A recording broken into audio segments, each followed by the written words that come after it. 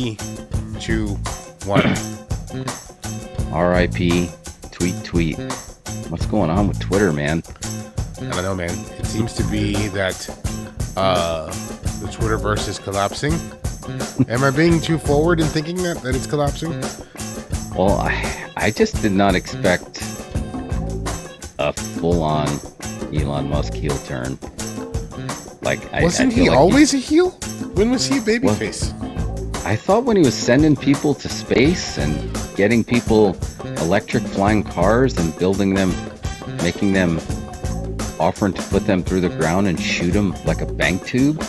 Like he's offering all this like fun shit. That's what a babyface does? That sounds very villainous to me. I think he turned heel a while back because remember when the soccer team in Thailand was trapped in that cave, he called them all perverts or something. Oh, really? I don't remember that. Yeah. Like, don't say them, they're perverts. What? That's a shoot. You can Google it. And now it's 2022 and a CBS procedural is trending. This is what we get. What's trending? This is why we can't. Blue Bloods is trending high on Twitter. On a Friday night? Is it on Fridays? It must be a Friday night delight. I don't know. I have trouble with CBS procedurals. I have trouble with Freak of the Week shows. I mean, even if it was just, even nothing against CBS. I mean, that's their bread and butter. I mean, if they want to do 10 versions of Criminal Minds, you know, I'm sure there's an audience for it. I'm not the audience. It's Criminal Minds, plural. Yeah. But I did not recognize Donnie Wahlberg. Like, why is the show trending, by the way? I have no idea. It says, hey, there's a blockhead army. Don't forget Blue Bloods on all your posts and responses. Apparently they have an army of fans. Yeah. ABHS, hands in the air if you adore our favorite Blue Bloods detective Danny Reagan, the one and only Donnie Wahlberg. And then Tom Selleck, I would have thought he was the main event, but he sounds like he's sounds like Donnie D's on the, no longer on the backup. Well, he's once in a very popular singing group. I don't know if you remember. NKOTB. And he was he was like the bad boy of the group. Yeah. He still might be the bad. I mean, it's funny. Blue Bloods, probably so, right? I would never, I mean, him and Mark Wahlberg are like Boston guys. Like, I don't know if you know anything about Boston fans, sports fans, guys. You know what they do when they win? They talk shit. You know what they do when they lose? They talk shit. They just want to fight. Yeah. So something tells me that Donnie and Mark and Marky can probably whip most people's asses. But maybe they don't want to, man. Maybe they don't want to. But thank you for watching me. Always great on a Friday when we can watch Blue Bloods together. Best job on TV. Thankful to be part of such a special show and to be supported by such special fans. And they even have their own emojis. And he put that emoji, it's like a robot, and then an infinity, and then a shooting star, and then a heart. Yeah. And their fans are called the Blockhead Army. They even have a name. Well, I mean, the show's been on for a while, right? It has been, yeah. I felt like that was, because wasn't Tom Selleck like ratings gold? Like no matter what you put him in, it just automatically added life to it. I don't know. You're thinking Ted Danson. I think. Oh, Ted Danson has that same effect. Tom Selleck was Magnum PI. Yeah. And then nothing for a long time, and then he was on Friends. Oh yeah, he was Monica's boyfriend, Richard. Now he's Blue Bloods. Yeah. And during the day, he swindles old people out of their houses. What is that? He's got some. He's a spokesman for some service where, if you're old and terrified, you can give all your money to this company, and they send you care packages. Dude, here's a message to all you old people out there: be vigilant, be careful. They're coming for you. Like they're looking. You know, the poor old people out there that think everything on the internet is real. They think Twitter is like reading the newspaper. So if they read it, it's like, oh yeah, that's true. I saw that. Like, where did you see that? Yeah. It's like, no, that is not real. Yeah. But going back to Tom Selleck, man, I mean, Scott Hall, before he became Razor Ramon, was trying to base his look and career of being like pro wrestling's Tom Selleck. Magnum TA was another one who was going to destined to be one of the biggest wrestlers of all time before he got in a car accident. Was another one that tried to base his look and his mannerisms with Tom Selleck. Yeah. Do you feel like Tom Selleck lived up to the hype? No, I mean, Tom Selleck, in my opinion, is untapped potential. I don't think he ever really reached his full potential because his full potential was limitless. You know, he was the originally cast as Indiana Jones, right? I do remember that. Yeah, I do remember he was going to be Indiana Jones. So if you can imagine in another universe, in an alternate branch Marvel MCU reality, Tom Selleck was in all the Indiana Jones movies, right? That's and unreal. Harrison Ford was in Three Men and a Baby with Steve Guttenberg. And dancing, like you were just talking about. Right, and dancing. And fun fact about not Three Men and a Baby, Three Men and a Little Lady. I'm a background character in that as a child. In which people like in Three Men and a Little Lady, and they're like, "What are you talking about? You were not in that." They went to a New York Mets game, and I was at the third base line, and they said, "We're filming a scene for Three Men and a Little Lady, so we're going to need everybody to do the wave." So that I should lobby to get that on my IMDb. That's pretty good. So you're in the crowd. I'm I'm in Knight Rider 2000. What? That's awesome. Yeah, they filmed Knight Rider 2000 back at in San Antonio. There's a scene at the River Center Mall, and there's a scene, very famous scene at the end where David Hasselhoff is fighting the bad guys on an escalator. You know, and towards the end of the fight, he does sort of like a 360 spin kick, a jumping spin kick at the bad guy. Yeah. And yeah. When that scene was being filmed, I was working at the food court at the mall. So, dude, that's our brushes with greatness. Yeah. Oh man, but going back to Tom Selleck, you know, he had a lot of great movies, but I know this one is near and dear to you because it sticks with me. What about Runaway? See, I don't remember Runaway. You don't remember that? 1984? I remember the look of it, and it's got that bug robot, right? The insect robot. Yes, they got a lot of insect robots. It's all about, it was AI before they knew how to call it AI, and it was this like future, and they had Gene Simmons as like the main heel. Mm-hmm. I remember that it exists. Yeah, listen to this. This is 1984. Like, this is before a lot of the movies even leaned into this. In the near future, a police officer specializes in malfunctioning robots. When a robot turns out to have been programmed to kill, he begins to uncover a homicidal plot to create killer robots, and his son becomes the target. Yeah, and that was a Michael Crichton written and directed by. This was one of the few times.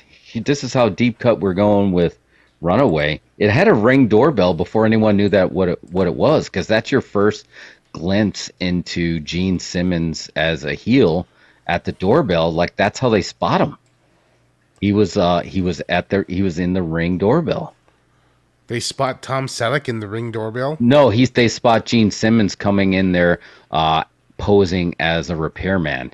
And then you realize that he wasn't repairing the robot. He was going in there to repair its program to kill so it can kill. Well, dude, you gotta, like, I want to see that on the big screen again. Well, we need to do a screening series and play that, because I've never seen it, and I would love to see. I know of it. I've heard folks talk about it on podcasts. It's just one that I've never sat down and watched. That's amazing too, because this movie is like 1000% like right up your alley. Like, I know the vibe that you like, and for that time period, and they nailed it. I don't remember Kirstie Alley being in it, but she was, and they had G.W. Bailey. He was in it too, also of procedural fame, but we know more from Police Academy. I want to see it. Okay, let's do this. Let's watch Runaway, and I want to book a double feature with that. Can I book a double feature? Ooh, that's a good one because I don't know if you'd go like if you want to No, go back to. I know exactly what movie. I'm not like yeah. Oh, you already got it. I already have it. Yes, I know what movie I would book with Runaway. The one that I haven't seen. Did you ever see Looker? Looker. That's What another. is That's another Michael Crichton one, I think. Looker? I don't remember. It's Looker with Albert Finney.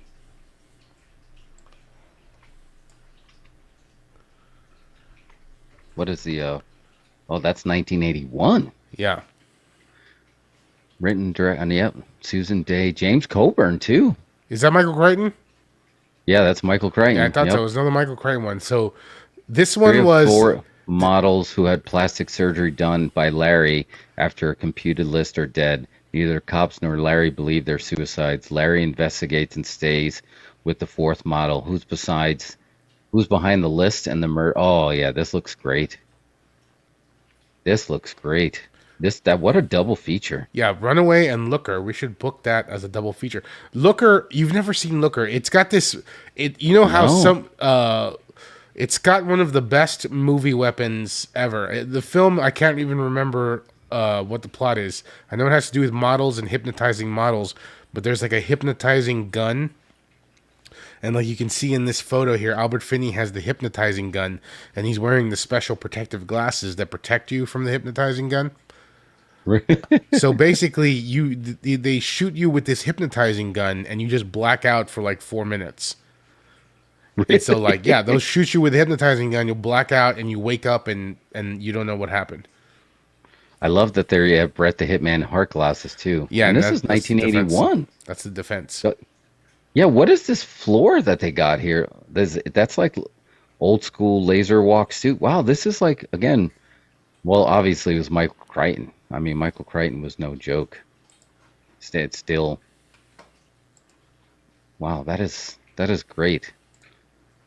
We started off in Tom Selleck, but now I'm going down a Michael Crichton list. You know what? Another Crichton one that they actually just talked about on the video archives, and it sticks in my head, was Coma. Never saw Coma.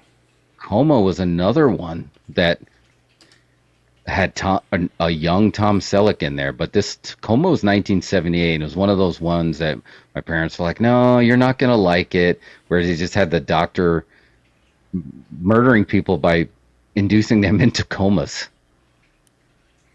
Yeah. Yeah, and that's another Crichton that was ahead of it. But did you hear the Video Archives podcast when they were talking about that? I did. Wasn't Michael Douglas in it? Yeah, Michael Douglas was in it. Yeah, I did hear that the podcast, but I have never seen Coma.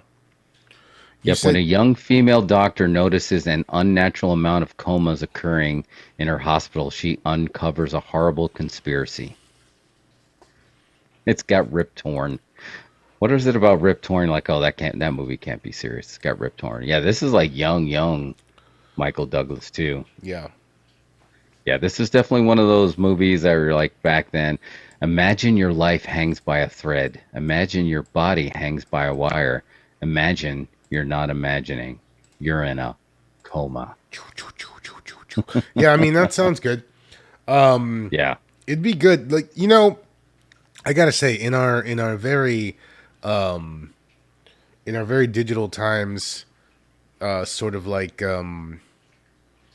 ADD kind of times, it's hard to sit down and just watch a movie. Someone needs to make the effort to put it on and to go watch it. Why does it take me paying $15 to get in my car and drive to a darkened theater to sit down and watch something, to actually commit to watch it? And turn you into a captive audience, because you're going to get totally distracted at home.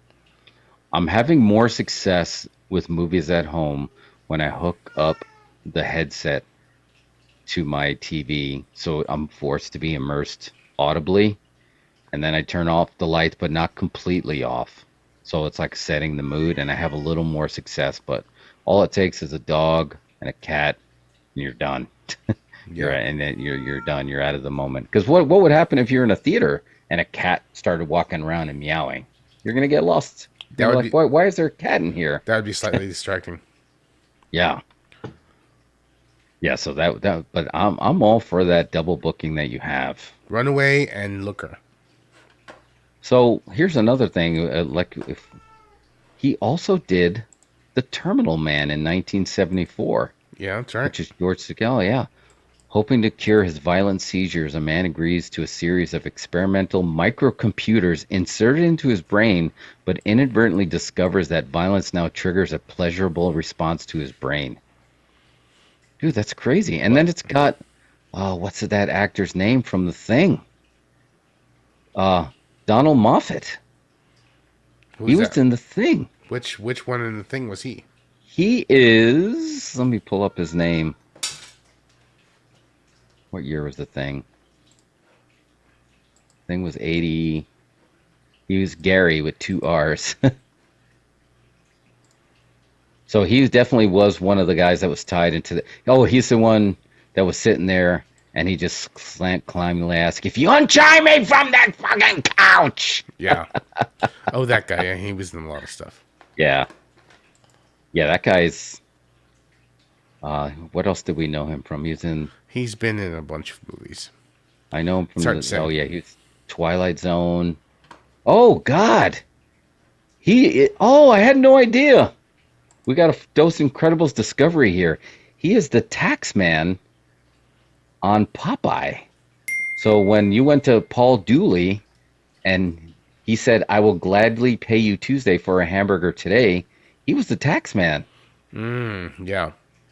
That's Dude, right. I would have my like young brain at that time probably remember when you'd sit there in a theater and you're like, what movie is that guy from, or what movie is that girl from before IMDb, and you just had to sit there for hours.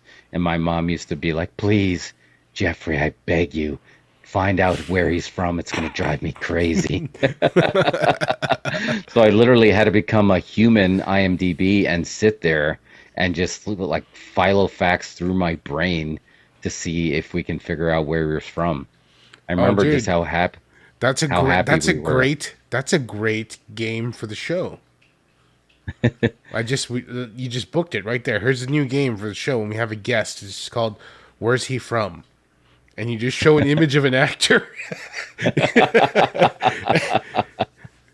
Where's Well, he we can't from? have a time limit. Huh? I don't know if there could be a time limit because you literally. There's got to would be a just sit time there limit. and Every stuff. game has a time limit, but you can phone home or It's- call for help. But it's like, where's he from? It's not easy, man. Snip Like this I part of the show so we can do this later.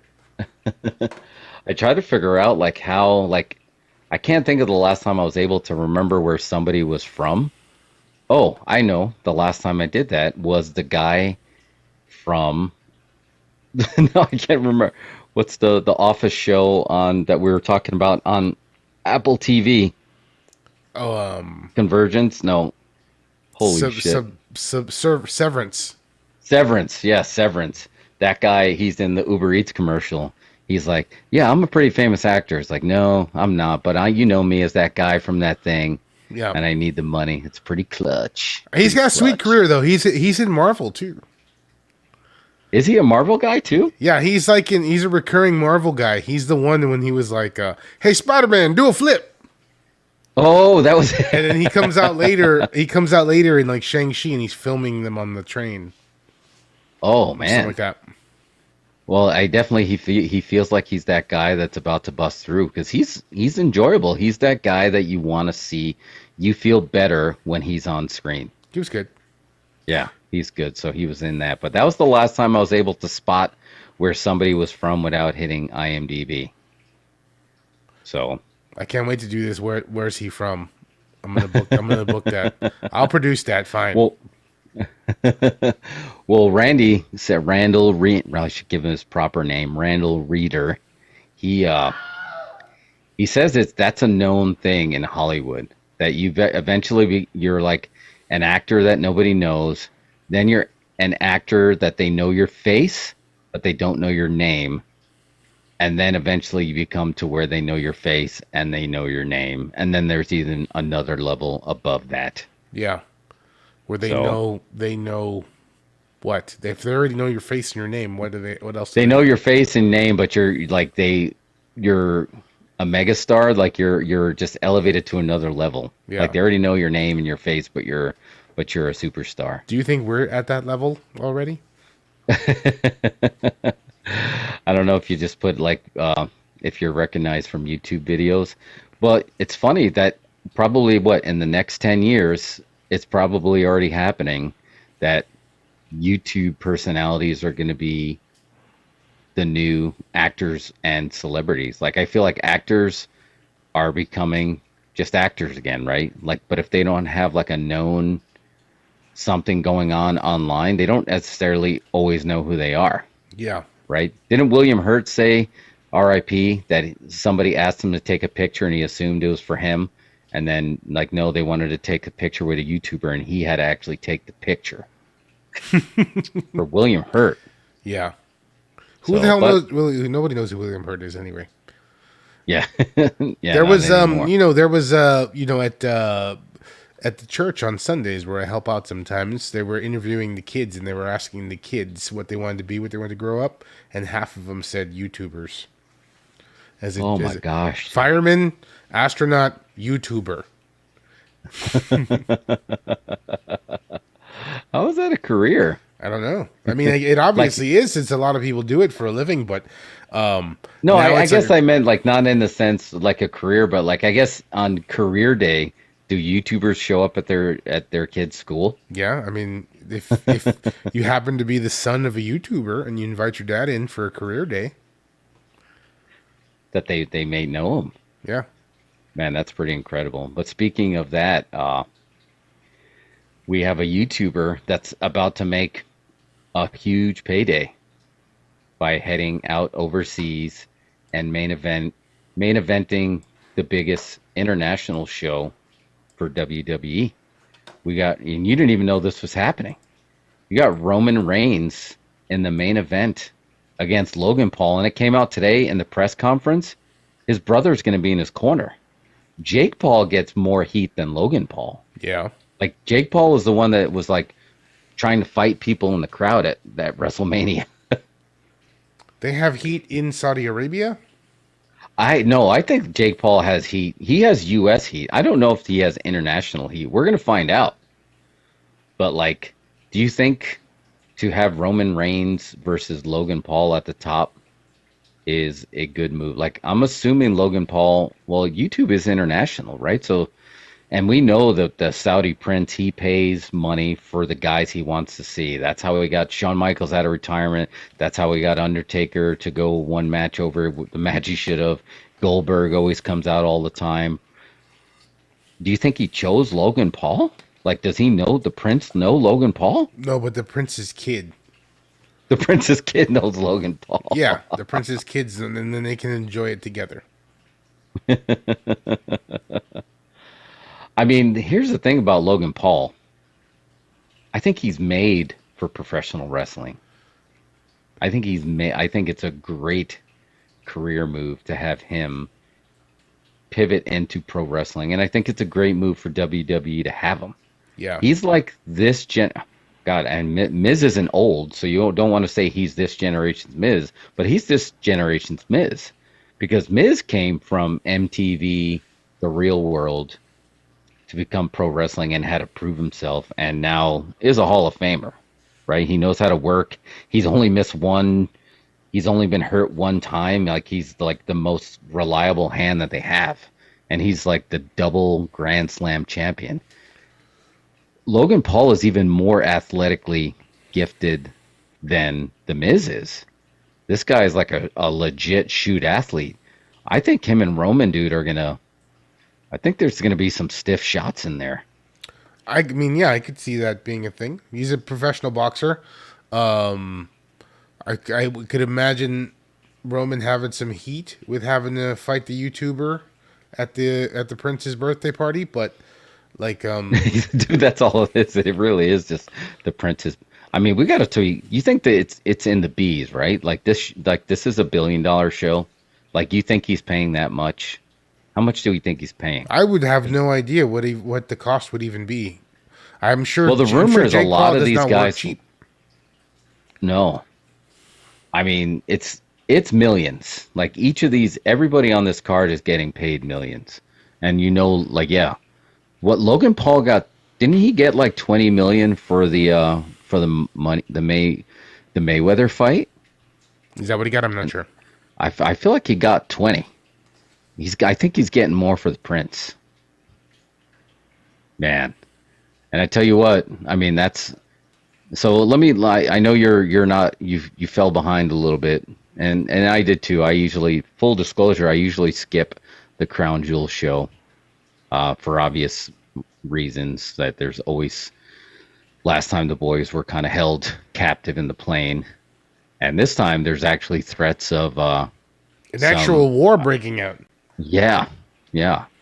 The Wall Street Journal reported that Saudi Arabia may be subject to a targeted attack by Iran's Islamic Revolutionary Guard Corps amidst Masha Amini protests simultaneously taking place at the same time.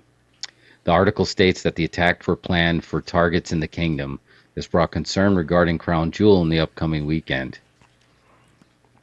PWI Insider reported that WWE is going forward with the event, and the company has security protocols and emergency contingency plans in place if something were to happen, but we're hopeful that no issues would take place. Well, they got it all sorted out.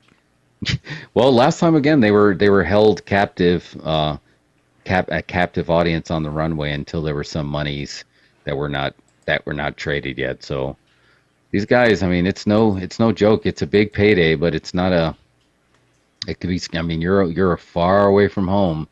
Now I know WWE's got their own fleet of planes and they got their jets, so maybe they can figure out, they know how to get them out of there if they need to, but that's no joke.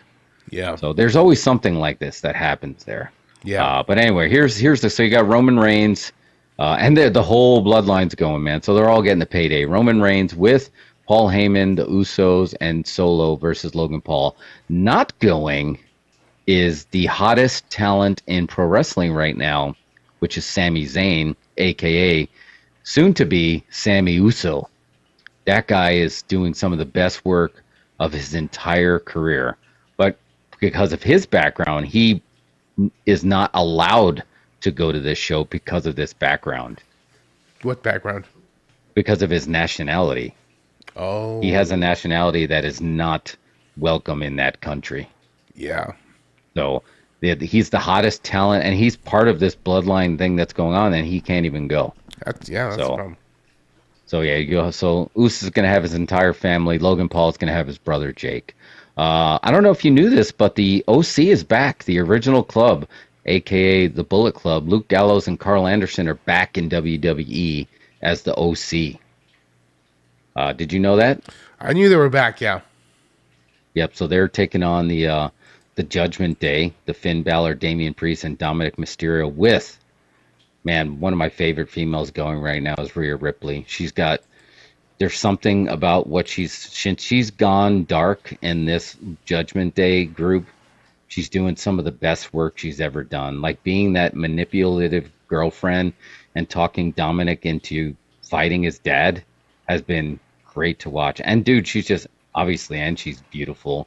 But then there's a viral video going around Twitter right now of her selling a shot outside the ring, and then she reaches through the guardrail and she unties the people's shoes in the front row. I did see that. Yeah, dude, it's good. She is doing some of the best work right now. What else do they got there? Drew McIntyre versus Karrion Kross. I just can't. I can't with this. I don't even know what I'm supposed to feel. This one's interesting. Braun Strowman versus Omos, the monster among monsters versus I think he's the Nigerian giant. Yeah, he's way bigger than Braun Strowman, so this is going to be interesting. So the prince for his birthday is going to get two of the biggest toys in the toy box to fight. Then we got Bianca versus Bayley. That's going to be a solid match. The Usos against the Brawling Brutes, Ridge Holland and Butch. And then Alexa Bliss and Asuka, who won the tag titles, against Damage Control. So what do you think of that card? Do you think that sounds like a... Wikipedia.org. Oh. On the October 31st episode of Raw, Bliss and Asuka defeated Damage Control, Dakota Kai and Io Sky to win WWE Women's Tag Team Championship. All right. Thank you, Alexa. That sums up my feelings as well. I'm just not watching WWE right now, man. I'm just, I don't know. Don't really have any feelings of it. I don't ever really even watch Crown Jewel when it airs. It always airs, it airs at a weird time. The matches are all strange. It's just like a mishmash. Yeah. It's a mishmash house show. Yeah. It's just a house show. Well, it's fan booking. Yeah. It's fan booking, dude. You called it. This is a birthday party for a very wealthy, prince. Yeah. So it doesn't really push anything forward. But on the completely other end of the spectrum of something that's not just mishmash, a shot was fired across the bow in AEW as Chris Jericho came out to defend the Ring of Honor championship. He basically had an open challenge, and that challenge was accepted by none other than Colt Cabana, the fuel that lit the flame that was the Scrum Ride from Hell. Yep. Yeah, I think they were predicting that for a little bit. Seems like it's very clear message from the back. Tony Khan, I guess? From Tony Khan? Yeah, here's so this is from our friends at 411 Mania. Colt Cabana made his return on Dynamite. It was said that the return was likely a one-off, although he is still signed to Ring of Honor. So remember, he's Ring of Honor, he's not AEW, because when he left AEW, Tony Khan kept him on Ring of Honor. But according to Meltzer, the move was Tony Khan's idea.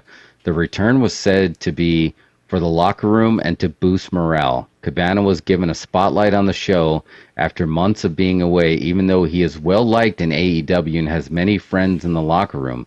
Since he's still under contract, he could be used again on AEW TV, even if that's not the plan for now. It was also noted that Cabana was pulled from his duties as an agent around the same time Punk got Ace Steel hired, which is likely where the rumors about Punk forcing Cabana to be removed started. So where it lands right now is Ace Steel was fired. Kenny Omega and the Bucks are doing some ghosting vignettes where they're showing how they're being removed from AEW. But it's worked, so clearly they're coming back, and no word on where CM Punk lies. There's rumors of a contract buyout, but again, that's all unfounded rumors. No one knows if that's true or not. With a more that they're going to try to buy out his contract, but do you think there's a chance maybe CM Punk is ready to do business and he does come back? He'll let these guys come back first and then he comes back? What do you think? I think if everybody can agree to it, it's the best move. I wouldn't put it past anybody or past anything. I think it's always a possibility. Maybe I don't know. If everyone comes to their senses, and I think especially CM Punk, if CM Punk comes to his senses and realizes maybe he can be a little humbled. Hopefully he watched back that tape of the All Out Media Scrum from Hell and was like, it's kind of a dick there. You know what I mean? Like sometimes you'd be at the bar and you might get too hammered and you're being a jerk and somebody films it and then they show it to you. It's like, oh man, that was out of control. It's out of control. Maybe if he can, it is very possible. If he can just swallow his pride and say, look, I only have this many possible years of wrestling left in me. All right, I was a jerk. I'm sorry, y'all. Let's make some money. Do you think that why not? Right? I think that's what he needs to do. The rumor is he still has the wrestling bug. So his options are to make peace and make money in AEW for Tony Khan, who brought him back and gave him one of the best returns of all time in pro wrestling.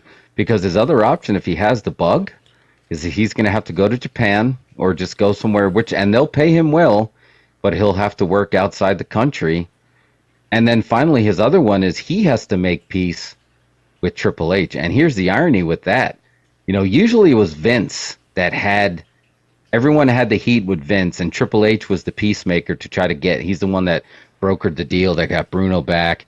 He probably brokered the deal getting Ultimate Warrior back. The thing that's different with Punk is Punk has just as much heat with Triple H as he does with Vince. I would argue that his options are more limited than you say. I don't think WWE is actually an option for CM Punk. Not because he has heat with Triple H, and not because I don't think Triple H would attempt it. I think if it was going to make money, I just don't think it'll be good. I think that his entire persona right now and for a while has been based out of he's the guy that split from WWE. Once he goes back to WWE, he's no longer CM Punk. Yeah. And I think his options are to make peace in AEW and try and make money there, or go wrestle in New Japan, or go wrestle in a hotel ballroom. You know what I mean? It's just like it's there's not a lot of options, and I think that I don't want to call him arrogant or whatever, but I'm just saying, like, for the amount of pride that dude probably has, that it would take for him to swallow to go to WWE. I don't know. I just don't see that as an option. That would be it would be a big payday, but you're absolutely right. That would be years and years of having to swallow your pride. And then Triple H, he was on a phone call, and it was on a podcast, and somebody brought it up, and he's like, listen, I don't know if anybody that I wouldn't take a phone call to listen. He wasn't adamant about no, but he also said that the desire has to be there, and he doesn't think that Punk would want to go back to WWE. I don't think he would want to either. Yeah, so that I think if he's going to make his final run in wrestling, I think his best bet is to make peace. I think you agree. Like I think there's some people, and this would probably be a list that we can do. These people should go to WWE, and these people should stay in AEW. Oh, this is a good list. This is a good list. You're gonna list these out right now? Yeah, we can do that list. I'm down with that list, and he would be the number one on my list of he has to stay in AEW. All right, this is a great spot. This is people who should go to WWE from AEW. Yes. All right. Okay, I'm going to start with number one. Our friend, Thunder Rosa. She needs to go to WWE. I think she needs to go to WWE. I think for whatever reason, something weird seems to be happening in the locker room. And the way that Tony Khan is booking right now, and is not booking to her strengths, and he's not booking to a lot of people, it always feels like, oh, they waited too long to put the belt on her. She had her moment. It's going to be really hard for somebody who doesn't have a wrestling mind to elevate her to the next level. And I think if she went to WWE, she would be a megastar. She would be a merchandise machine. She would get over. The people would love her. They wouldn't let her wear the hat. You and we got heat with her hat. Like, take the hat off. Still wearing the hat on social media. I see her at her public events, and God bless her, every ounce of her heart. She's out there doing charity work, and helping people get food. But man, the hat's got to go. Yeah, I want to see the Thunder Rosa barefoot, half paint, half, with the Mexican flag, and, like she was coming up to a UFC fight. I want her to come out like female Ultimate Warrior, and we've seen her do that. We've seen her fire up, and I think I think Triple H can help her hone that. Yeah, I think he can help her hone that, and she would be one of their top stars. I mean, that was Triple H's specialty when he began NXT, was taking the indie talent and turning them into, WWE talent. Yeah, and he did. And like Thunder Rosa, I mean, let's face it, she got herself over on the indies. By the time she hit WWE, she was already over. She was already over. I mean, AEW. And so from then on, it was just that sort of ride from her just joining to to eventually winning the title. She was over the whole time. She'd pop the crowd every time, huge pops every time she came out. And then once she got it, they had no idea what to do with her anymore. Yeah. Yep, I agree. So she's number one on my list of somebody who needs to leave. That's a solid AEW. pick. That's a solid pick. And man, it would be wild to see Thunder Rosa on SmackDown. What a crazy thing. Well, I'm just saying that she's going to be doing an event here in New York, and that's only about 80 miles north of Stamford, where she's going to be. Maybe pop down exit 9 right there off of I-95. Pop in. See what they have to say. Yeah. You want to do one, or you want me to continue down? Well, I do have one that I think. Yeah, go for it. There's one that I think probably would benefit from going to WWE. Sammy Guevara. Yeah. I think Sammy Guevara is sort of like in a stunted growth right now. You know what I mean? I think that he was on the rise. He was going to be a big talent. He was one of the toys. And he was just physically, he was getting better. Athletically, he was getting better. But I feel like now he's just kind of stilted. He's like a teenager who never grew up. And I feel like he needs to go somewhere to become a man. Is that strange Solid me saying pick. that? No, you're 100% right. Yeah, that's what he needs. And I think that now, I just think he's got a lot of talent, and he's got the most punchable face. So he should be a heel of unreal proportions, honestly. And he's not achieving that, and I think that he's not challenged. All right, I think he did good in his SATs, so he didn't have to study anymore. He's just stunted at AEW right now, and I think that he would benefit if he got into WWE, NXT, possibly. I think that he would benefit and become greater. Oh my God, yeah, because you notice when he was more under the tutelage of Chris Jericho, when they were part of that inner circle, he was doing way better, and then when they started to break him away. And you can tell he was a little bit more away from Chris Jericho, who, whether you like him or don't like him, he knows wrestling, and he was guiding him really well. Yeah. And when he got away from him, he lost that. So bringing him to WWE would be a huge move for his career because he can get over. Clearly, he's talented. He needs better mic skills, and WWE is going to give him that too. Yeah. So, and you can even bring Tay with you. I don't have any heat with that. You can bring Tay. Yeah, just get them both. Yeah, you can take them both. They're solid. They're a solid package. They're good together for sure. Yeah, they're getting that real heat, and I feel like it topped out way faster than I expected. And she's like a legit athlete. And so is he. These are like top tier athletes. Let them go into WWE and sit under that learning tree of Shawn Michaels in NXT and Triple H and WWE, and you're in good hands. Dude, I'm excited about this list.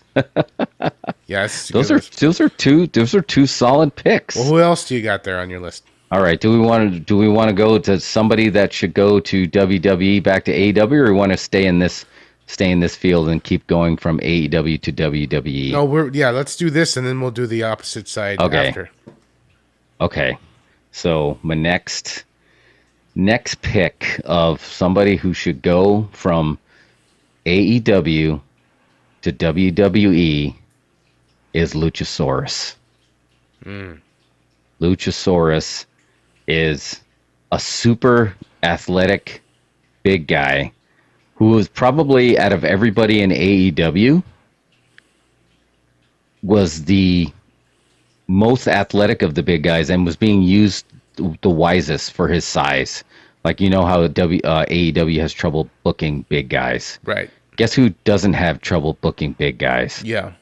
Luchasaurus. And think about this. There has been a pretty big void when Kane left of the big guy in a mask that's scary. I think WWE taking Luchasaurus can get, and obviously I don't think they're going to keep the name. They're going to give him a completely different name, but they're going to make him 1998 Kane, not the crazy Kane who's the mayor that's saying not on my lawn right now. Here it is. I'm talking about real easy. You just take him over, change his outfit a little bit, make him a little greener, and he's like reptilian. Yeah, anything. Yeah, Reptile. you can go with anything. Reptile. You can go with anything like that. He's super athletic. He's from New York, right? He's a Knicks fan, so I think like he's from New York. There's got to be a part of him, because the question is, what are they going to do with Luchasaurus when they're done with the Jungle Boy gimmick? Like when he's done, he turned on Jungle Boy, and that's a very dangerous time. You can ask Virgil. It's a very dangerous time when you turn on somebody and you don't know where else to do with them. It could even be argued that that's kind of happening with Wardlow right now, that they don't know what to do with them. I say WWE will know what to do with him, and they will make him a formidable beast. Yeah, And I could see that, man. I think that'd be good. that's a good pick. All right, I got to you. Who's next? Who should go from AEW to WWE? I didn't have any prepared because I didn't know we were doing this spot. No, yeah, So- this is off the cuff. So this is kind of off the cuff. I mean, man, can I just say the most obvious one, I guess? Yeah, And this is probably arguable because I think that this is like in a tale of two dimensions. It could go either way, but he could remain with the company and become a pillar of the company, and then this company goes on to do greater things. You know, they're still new, but he could also jump ship and be somewhat reinvented, but also not.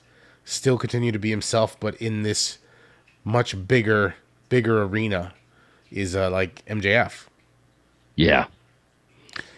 yeah, because I don't know how you're feeling about the MJF babyface turn. It doesn't feel like it's working for me. I don't know if it's working for you, but it's not working for me. And again, this is just my opinion. Yeah, right. We're on the internet. We can share our opinions. I mean, the internet is built. That is what the internet is for. And look, I sat at the learning tree of a lot of great wrestlers. You know, I've sat at the learning tree, so I listen and I remember back and I see what. And right now, like when Chris Jericho said Maxwell Jacob Friedman can be one of the biggest baby faces in the company, I don't think he meant it like the way it's happening. I think he meant it was going to happen organically, like it did with. You notice Roddy Piper never had a babyface turn. Yeah. Never had a babyface turn. He stuck to his Roddy Piper gimmick, where even when they were trying to stick him with babyface, he's like, I hate this guy, but you know what? I'm going to fight it because I hate you more. You know, and he just chose who he hated, but he never changed. And it feels like for the past couple of weeks, I mean, Max is a smart guy, and he's still trying to stick to his gimmick, but I think he's also sticking with the script too, and he's doing stuff that, I mean, Maxwell Jacob Friedman said, yeah, my parents are idiots. You know, he turned on his mom. Yeah, he's not gonna do a lot of the stuff he's doing now. So whether they're trying to make this like a deep swerve or it's a babyface turn, I feel like it's not really gonna work. I want to see how he was before he took his break, when he says, fire me, you Mark. I want to see him like the loose cannon, and I think Triple H and Shawn would let him do that. So I think that's a good pick. Yeah. I don't want to see him go babyface. All right, let's go in the other direction. You know, because we see now this direction's a little bit scarier, right? Because the AEW to WWE direction, Cody Rhodes made that a very safe landing. He showed that this works. Yeah. In the other direction, there's a trail of bodies. We haven't had There's a trail that haven't had any success. I mean, if you would have told me that Miro and Claudio were going to come over as hot as they were in WWE and just kind of be mid, I would have been like, no way. These guys, they were like way too over. The crowd likes them too much. I mean, even Brian. I mean, Brian became a different thing. So I feel like I think he's savvy enough. He realizes. So this is a scarier proposition. So My asterisk for anybody coming from WWE to AEW, you need to retain some creative control, or you need to get somebody around you, kind of like Rock had his writer that was always with him to kind of protect his character. Because Paige, I'm curious. Paige is great. She's so good, and I'm curious whether if they let her be her, I think she's going to be fine. So my first person that I think should go to AEW, I'm sticking by this. I think Sasha should go. Yes. I think Sasha should go with 100% creative control of her character. Don't let I'm sorry. I'm just going to say it. I mean, I know he's got money, but it's just like I don't think Tony Khan should have the pencil. I think he should have a heavy say. It's his company, it's his money, it's his toys.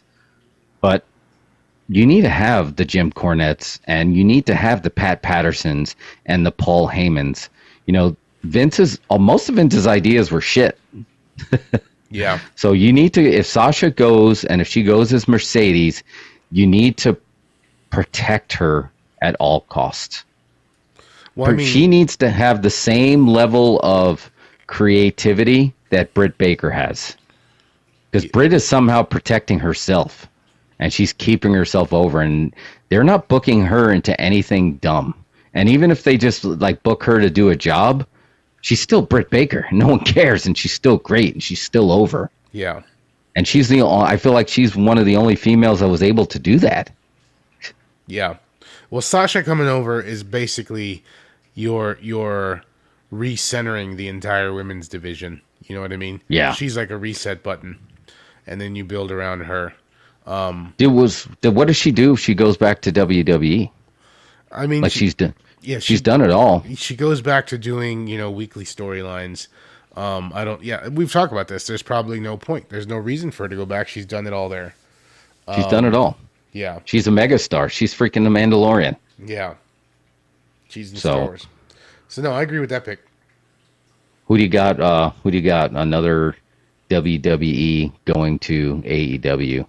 Again, I was not prepared for this spot, so I have to think about it a little bit. Well, let me throw you one All right now, and this is an interesting one because there was rumors of it happening, and then there was a contract signing, and then he didn't, but then now he's gone again.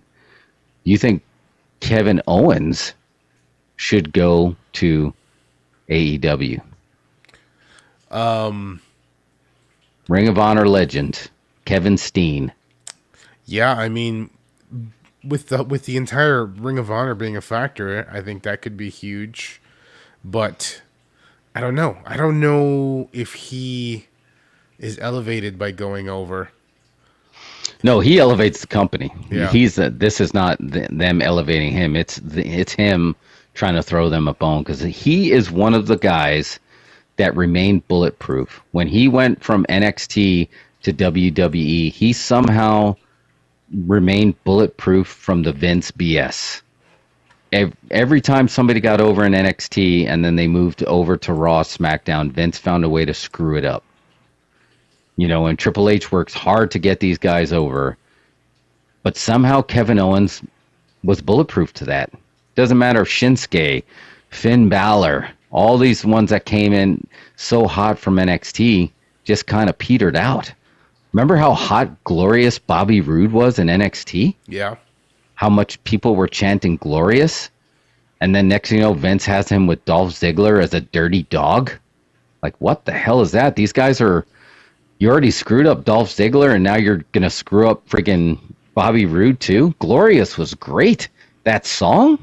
I still look for that song. So I don't know if this would help. I don't like it would. Kevin would be helping them more than they would be helping Kevin. Yeah, you're probably right. So what do you think about the surprise? I mean, he's not a wrestler, but he was a wrestler, but he's a wrestling mind.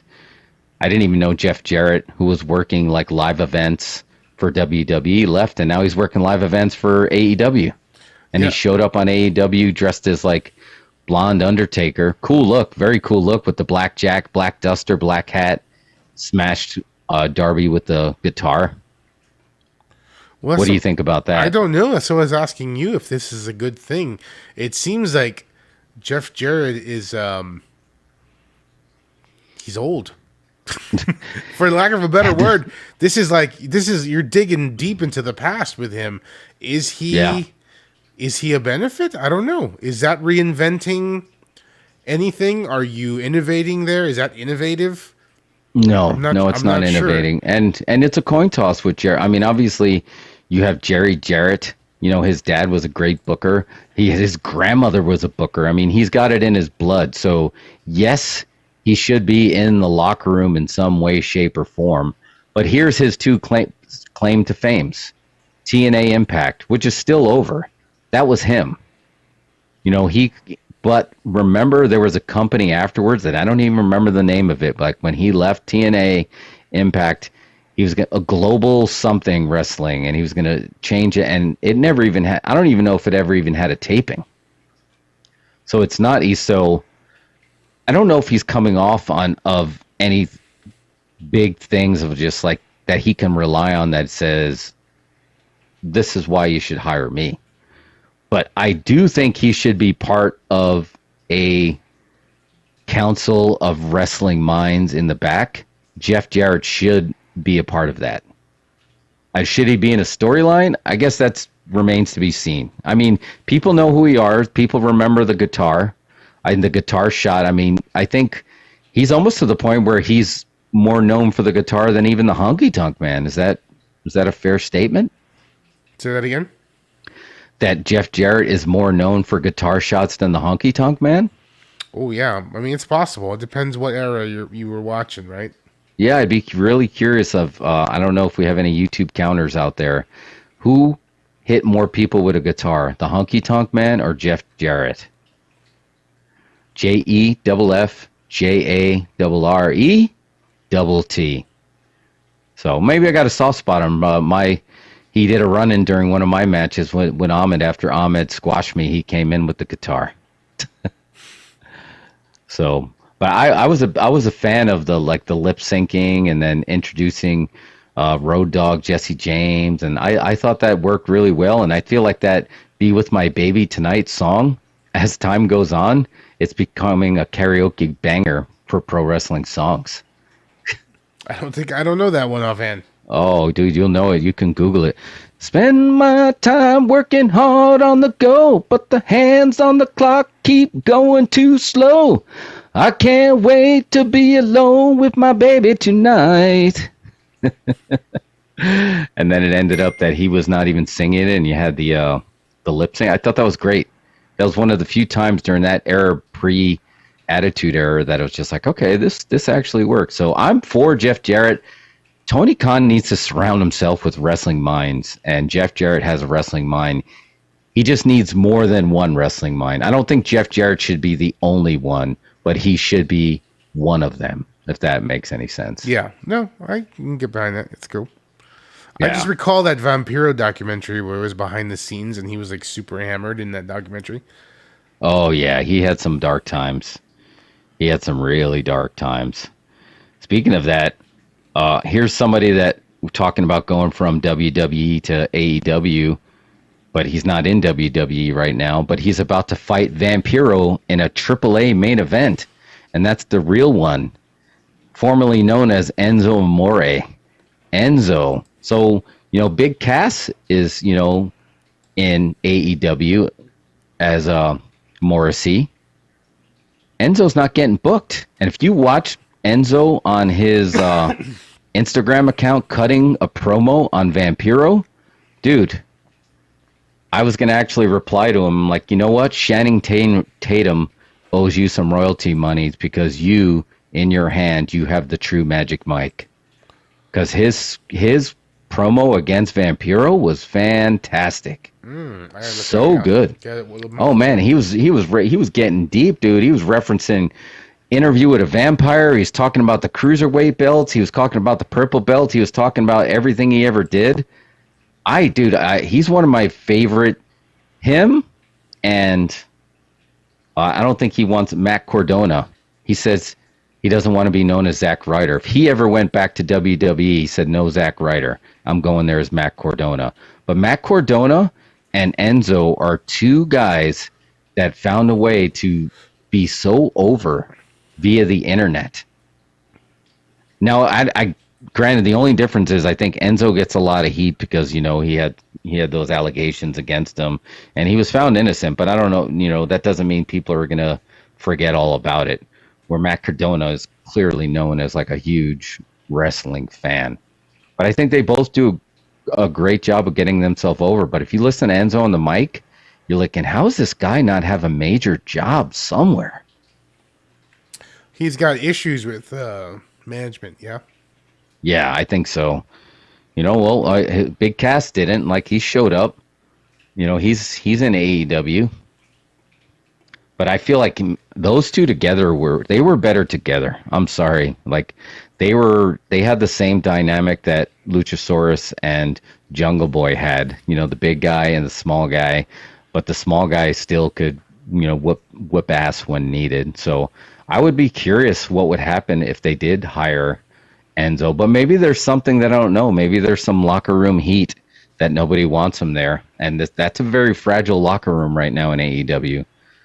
If they're trying to do things to boost morale. So I don't know if they wanted to do it, but it would be very entertaining to watch.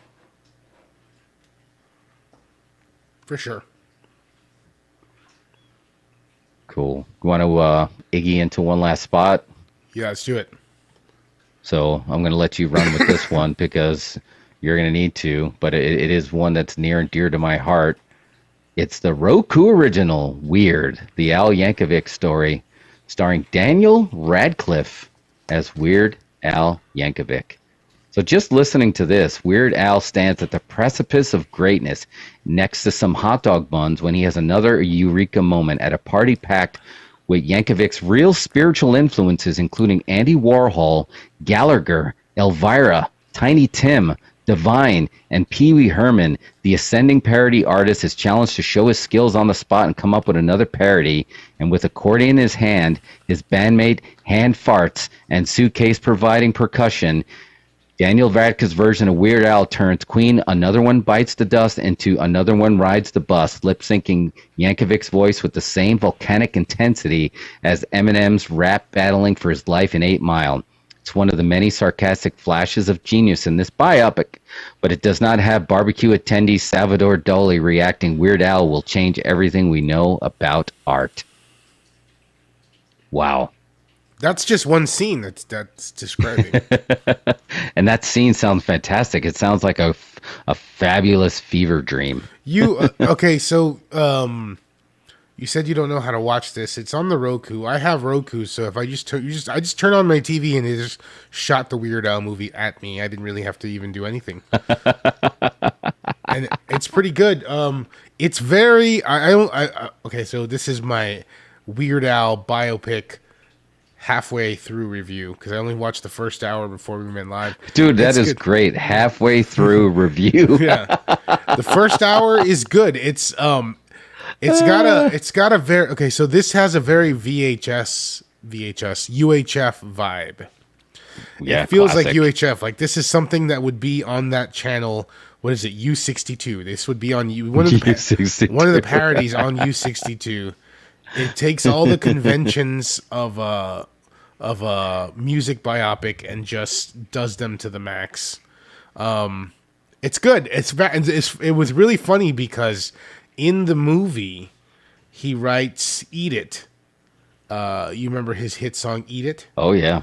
So he writes the song "Eat It." Let me just explain this to you, right? Let me cue this up to you. Within the movie, he actually writes "Eat It," and then Michael Jackson parodies him with "Beat It."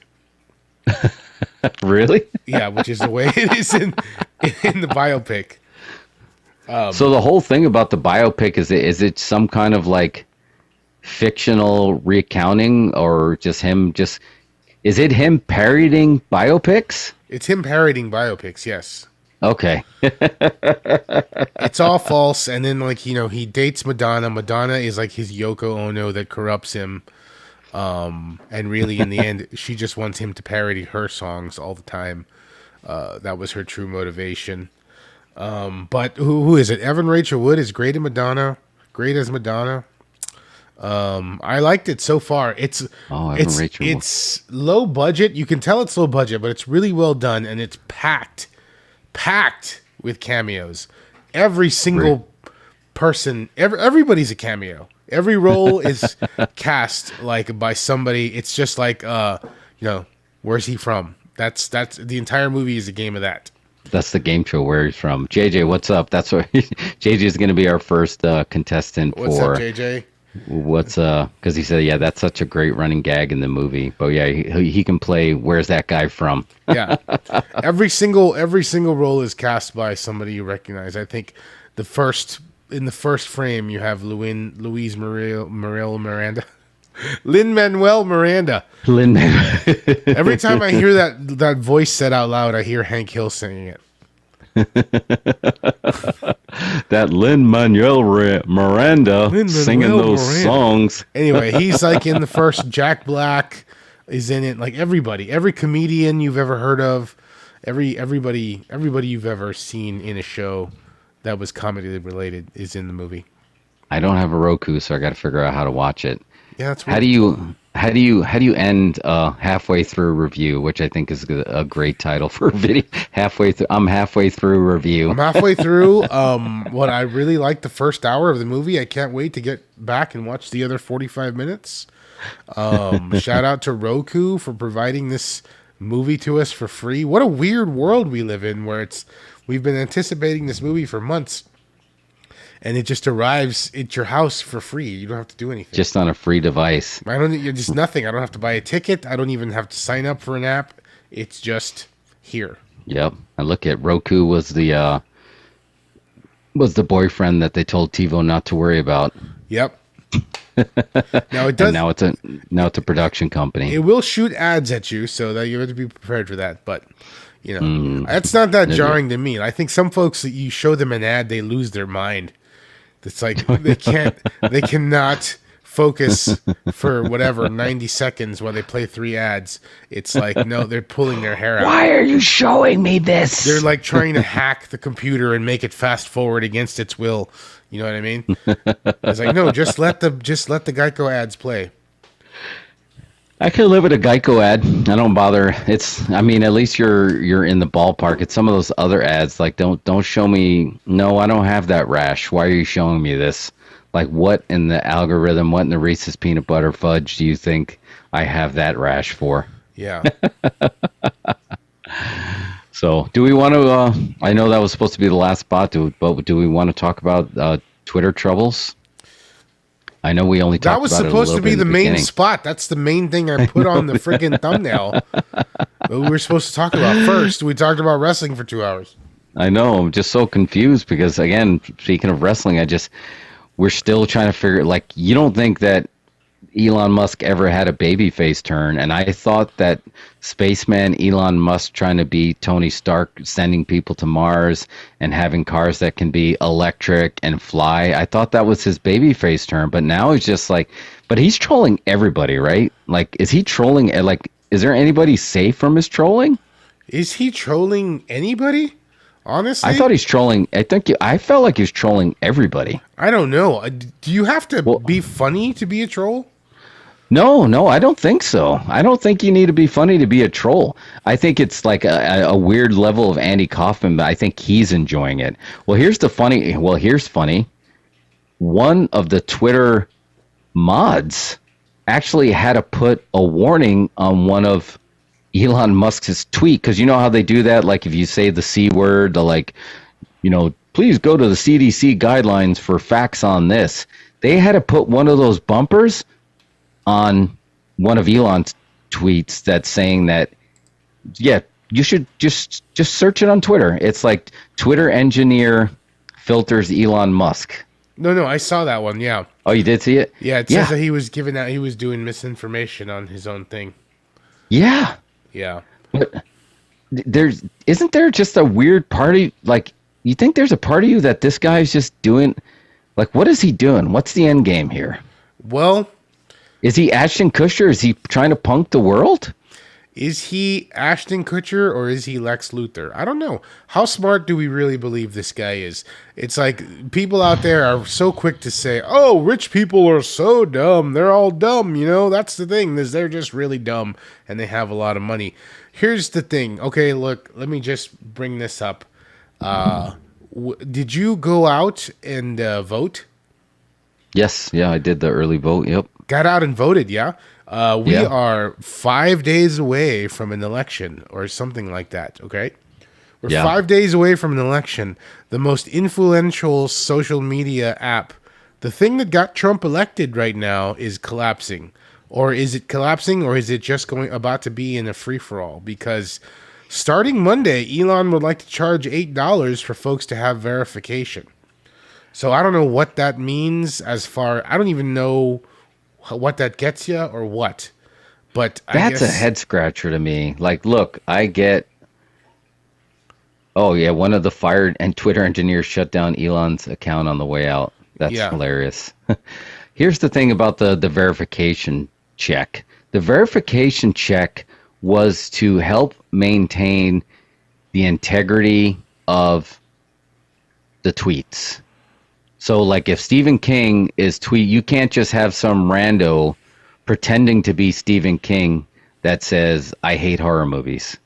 Like, you have to verify that. That's not something that should be paid for. I'm all for, like, look, if you want to charge people to have a premium account, and, like, the premium account means you get a different type of check, fine. But public faces need to have verification checks so you don't have bots impersonating them, because as we found out in many elections before, people are very susceptible to information online, and you need to verify the source. That's only verifying the source. That's not giving the celebrities any value. So here's my point, though. If beginning Monday, he would like to go ahead and sell those check marks for $8 a pop.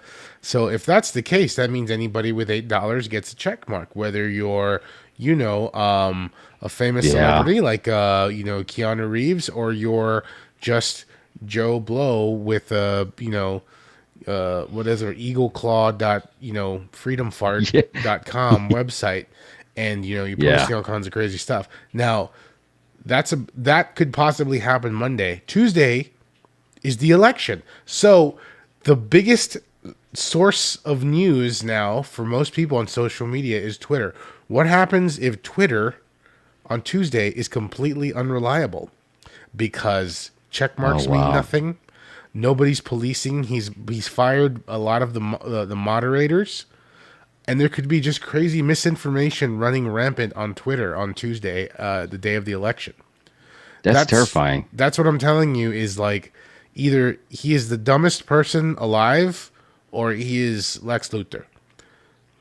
That he's doing that on purpose. So, yeah, you create a massive, because it's interesting. He said, if you go back, he originally said, I purchased Twitter because it was a public service. Which I agree, it should be some kind of public service, but it's the closest thing we had to an international town hall. And he wanted to protect the integrity of that. But then when he purchased it, he did everything the complete opposite of that. And he's laughing about it. And he's like, cool, I see what you're saying. Like, he would listen to everything you said right now, which 100% makes sense, and then be like, still $8. Yeah. Porque no los dos. Yeah, he could be both. He could be the dumbest Lex Luthor ever.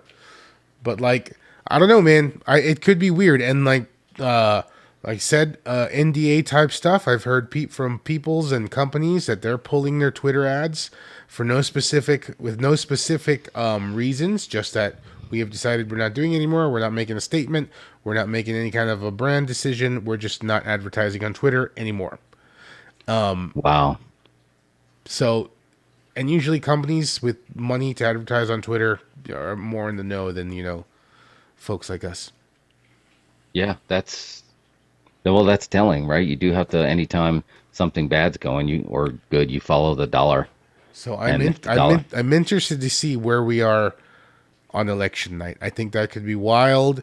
Like right now, it is like, we had the whole, not to get political, but obviously we had the whole Trump series that happened and it ended, and now we've got the post-Trump series that's happening now. It's all culminating into this election, and you've got we're right on the verge of him possibly getting charged, him possibly announcing he's running for president.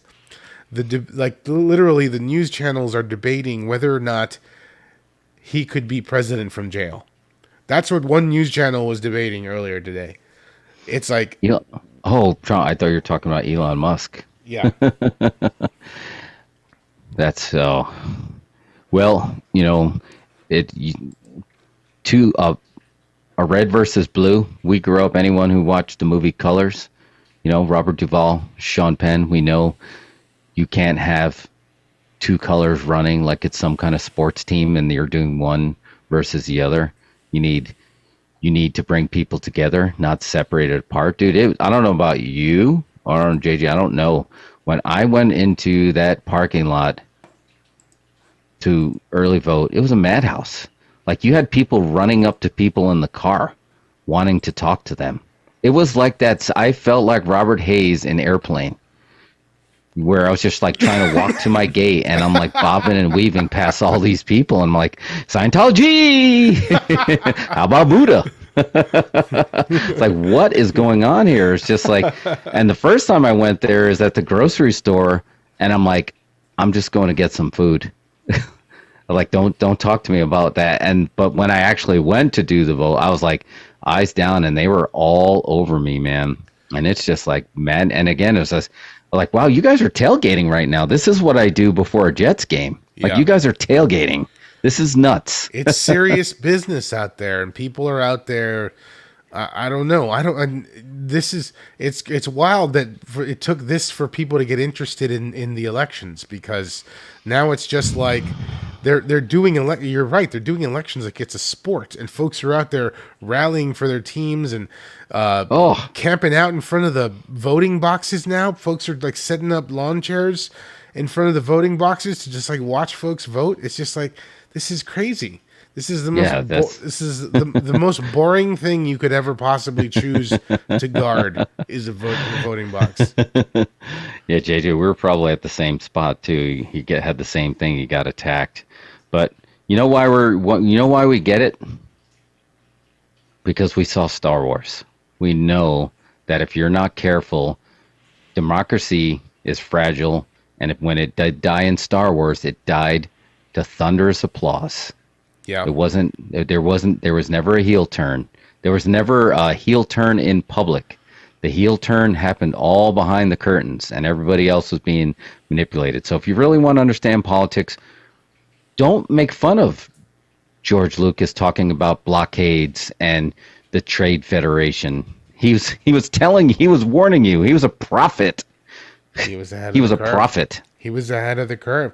And we've got many interesting characters right now in this particular election. We don't generally talk about politics on this show, but it's okay. It's election special. Like, we're living in the sequel. We're living in the Trump sequel, and it's like we've got all these new characters. We've got like Kari Lake. You know Kari Lake? She's running for governor of Arizona. And there's people all over, man. She's a former local newscaster, so she's out there. She's a very good public speaker, and she's got that newscaster voice, And every time she's very aware of her lighting and her camera shots. So every time she's on like a Zoom call, it looks like it was Oscar quality. You know what I mean? Done really well. And you got like Herschel Walker. Oh my God! Who is running for senator, and I think he's gonna win.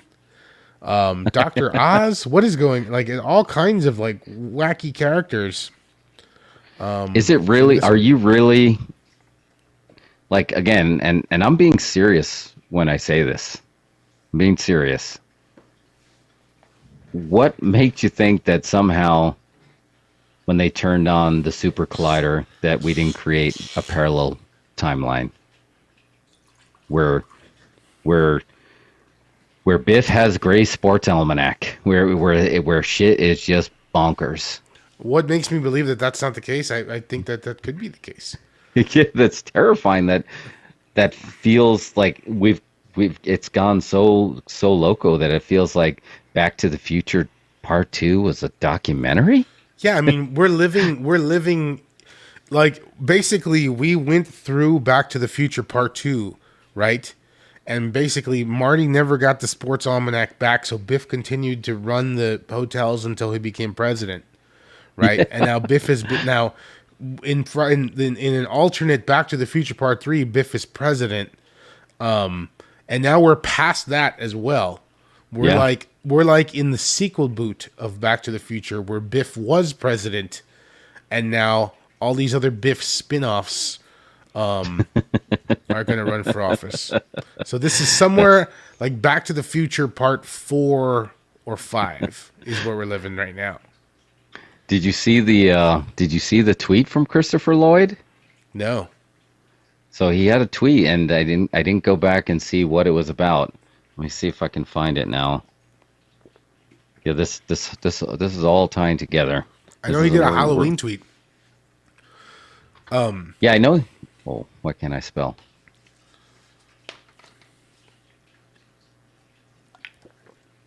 Yeah, this was one that he. Nope. Apparently, I'm not going to be able to spell. Great Scott. Stay tuned. That was 14 hours ago. And Marty's been doing a lot of stuff for Back to the Future. And then he said, if my calculations are correct, when this news hits 88 miles per hour, you're going to see some serious shit. Boom. I can't say yet, but the future holds something very special for you. Stay tuned. And I don't know, and then nothing ever happened. It's got to be like a box set. Come on, what are they going to do? No, but I just thought maybe he's going to be like, guess what? I'm not an actor, Christopher Lloyd. I'm actually Dr. Emmett Brown, and I figured out that we got to go back to the timeline. We got to go back to the future, and we got to fix this. Yeah. I didn't think we'd ever live in. I mean, dude, all the stuff that we used to consider sci-fi are now facts. So like we see the one, like we talk about the madness around politics, but I mean, I feel like politics now is lowbrow, but now you talk about like the highbrow stuff, like with the scientists, all this stuff, like you would have thought people are crazy. Like we're talking about quantum tunneling. They're talking about parallel universes. They're talking about that. The rumor is that they saw this parallel timeline happening when they accidentally created a black hole. Like this is all we're gonna do our callback full circle. Crichton stuff, man. Yeah. Because this is, I mean, I've always read that they say evolution is not a straight line.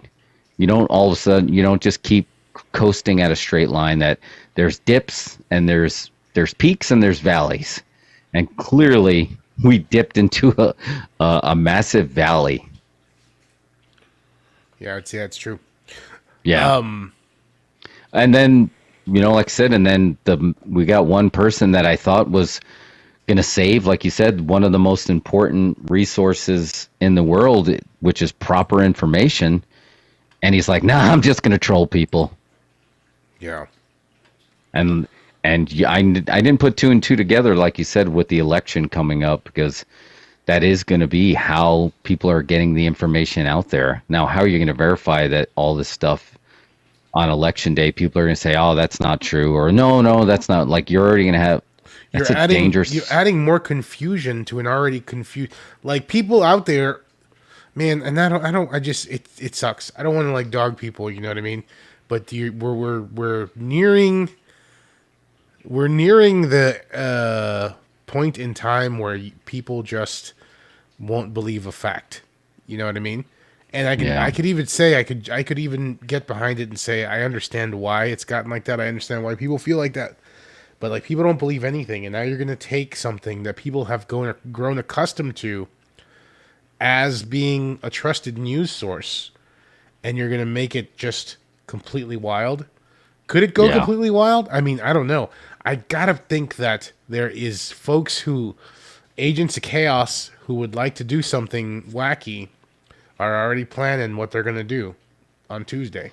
You know, doesn't take a lot of effort. Deep fakes are easy to make. Hey, you seen that with Tom Cruise hanging out at the hanging out at Chili's or something? Like, there's all kinds of weird stuff. I saw one. We saw the one deep fake where they turned Arnold Schwarzenegger into Sylvester Stallone. So you can do anything. It's just a confusing time. Anyway, that's my political. Yeah, it's a dangerous time to be doing that, because they're not. There's nobody to vet this that we trust enough, you know, and it's almost like, again, this is all coming back to what we talked about. As soon as you can never make anything that's considered a news source for profit and something good happen from that. The same could probably be said about medical and education. But if we're just at the bare bones, those two, but like information, news, should never be for profit. And it never was. It never was until Ted Turner, right? Yeah. Ted Turner changed that with the cable news network 24/7, forcing it to be like a content generator, where there should have been a way to separate those, but they didn't separate it. You know, but how did broadcasts all those years separate it? Like, we watched CBS, NBC, and CBS, NBC, and ABC. We watched shows on those networks, and we watched news on those networks afterwards, but we didn't take away from the news. Jack Tripper, you know, doing dumb shit at the Regal Beagle didn't mean you didn't trust what you were going to see on the ABC News that night. And now it's the whole, everything's a kind of reality TV. It's all kind of bleeding together. And it's hard for people to decipher what's real and what's not. And a time where it's, like you said, it's very easy to fake anything. Yeah, and not only that, there's unlimited sources of news, and there's there's no delineation between a credible news source and an uncredible news source. You know, it's just like and it doesn't really matter, because if you want to believe a certain thing, you're going to watch that news, and it's weird, it's wild. Like, there's so much. Like when you get into like the mainstream news sources, which people are not even watching anymore, very few people are watching, but the people who do are very cultish about it. They're very they're very into that news channel. And I can remember, you know, back in like 2016 being very addicted to the news, and people are still like that. But you watch the channels and they have such different vibes, you know. I know, dude. You watch like, and it's crazy because I would say I fall more on the liberal side as the conservative side. Not that there's anything wrong with the conservatives, that's fine. But conservatives are supposed to be the heels, I feel like. And you watch the conservative morning show, it's awesome and hilarious and like soothing. And if you watch the liberal news show, they're screaming at you that everything is about to explode and everybody's going to kill you. It's like the complete opposite of what you would think. Yeah. And that's what's screwed up, dude. It's almost like sports teams, and there's no more meeting in the middle. All the stuff that used to happen before, anytime that there was any kind of effective politics, all happened in the middle. Yeah. And they don't happen in the middle anymore. And that's where it's got to happen. That's where it's got to change. And the middle was Twitter. Like, the Twitter was like where like he said it, that was the town hall. That's where everybody could come together and they can say their piece. And then, look, you're always going to have the class clowns, and they're like, oh, shut up. What are you ever talking about that? But now you just like, and that dude, that's why we play baby faces a lot on this show. Yeah. Because I don't ever want to be pulled in because negativity, controversy creates cash was Eric Bischoff's book, and that's fine for the world of pro wrestling, but everybody knew that was a work, right? But when it's going to actually start to reflect who you are, like as a person, Like, so when Logan Paul walks down the street, Logan Paul's Logan Paul, and he's going to get and he does that stuff. That's why the whole thing with the whole Elon thing, Elon is Elon, and now, like you said, Lex Luger, ultimate heel. And he's trolling, but he's probably driving traffic up. And then we got to get to the point where it's just like, we got to avert our eyes from the disasters, the bad news, I want to see what he does. This isn't Howard Stern. I'm like, cool, I want to see what he says next, because you're just doing it for attention. This is all happening at a very, very fragile time. I want to see, I do want to watch, if it's going to crash, I want to see it crash. I would like to watch it crash in real time. I want to see the the Twitter pixels start to just collapse. All the little tiles fall off and it just stops working. I'm down to see that. I feel like of all of creator platforms, right? We're creators. Twitter has free nipples, right? You can watch. It can show nipples. You can get nudity on there. But I thought it was interesting that I just don't know. Are there creators on Twitter that are making money? They are. Twitter is not a creator app. No. Twitter is a news app. And this is why Twitter is individually in a different spectrum than TikTok and Instagram and all those are the time wasters. This is more of a news message board. And I think that this is why Elon wants to charge people because it makes sense for him to want to charge people because the thing is the people with the most followers have access to this huge audience. So he wants to charge those people $8 to have access to the audience that you've accumulated. That's totally not a crazy idea. I get why you would want to do that, but there's nobody really. Twitter has no creation tools. It has limited posting and photo and video adding ability. Twitter is the purest and most simple social media version of just sharing, resharing information. Okay, right. If something's going on. An event's happening, even like a traffic jam in my city, I'll look on Twitter. Yeah. Because people will be tweeting, fuck this, shit, don't curse. 35 is jammed up, blah, blah, blah. It's a news app, It's different. And that's why I think that it's going to be weird what happens with this going forward. Because now, and as it is, people's news tastes are all over the place. And now you're going to have this one center of news could possibly go away. And where's everybody going to go? EagleClaw.freedom. That's terrifying. Yeah, I don't know. And you're absolutely right. And here's the two schools of thoughts with that. All right, here's your two options, right? This is the international town hall. This is where everybody comes together from the biggest news in the world to what's going on the other side of the planet to I have a traffic jam on I-35. You're absolutely right. Even the other apps rely on Twitter.